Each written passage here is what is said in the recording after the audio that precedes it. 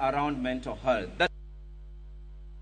Jodak e kaunti ma Kajiado ahinya to mago mosebedo gi pek e wi le mag bunge oyango geno margi wi dok chien midhiero mag lewgo bang' riwruok mar Kenya Wildlife Service chako ndiko apisa mamoko e kaunti no e chenro ma dhi nyime pacho ka.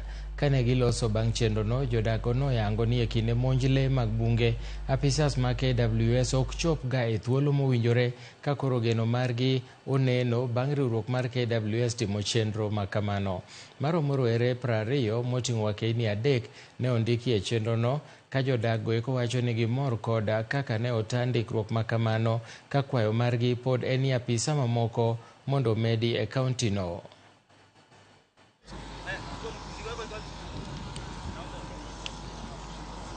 Now I come from a place called Torosei, where each and every time we are conflicting with elephants.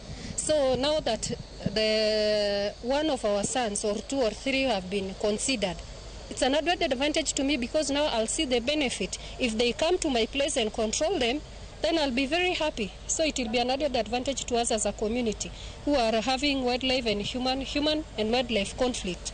This was actually awesome. This was very transparent. And if I can mention a few things why I'm saying it was transparent. In fact, all the sub-counties were all involved or were actually represented. We were considering also the areas that are so much impacted on by wildlife, especially Loitoktok and the areas neighboring Nairobi National Park.